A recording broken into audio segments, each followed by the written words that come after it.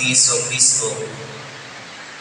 Ang iyang inahan nga si Maria sinayuran ni Jose, apan sa wala pa sila magtipon, nakamatipon si Maria nga nagsabak siya sa lalang sa Espiritu Santo.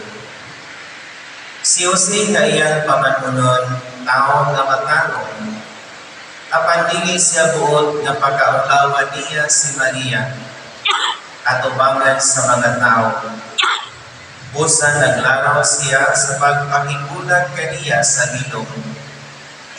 Samtang naguna-una siya niini, ipakita kaniya ang usa ka anghel sa Ginoo pinaagi sa damgo giingon, Jose, kaliwat ni David, ayaw kahadlok magpangasawa kang Maria, kaya iyang gisabak lalang sa Espiritu Santo.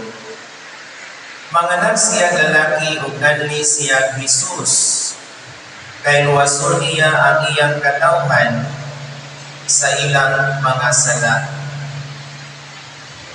O kining tanan nahitabo aron matuman ang giingon sa Ginoo pinaagi sa propeta, ang usa ka babaeng ulay magmaplos o anak o lalaki o ganlan siya Emmanuel. Usa sa pagmata ni Jose, gituman niya ang isugo sa anghel o ipangasawa niya si Maria.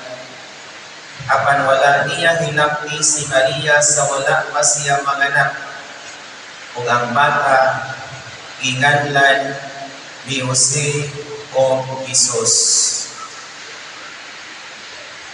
Ang Ebanghelyo sa Ginoo.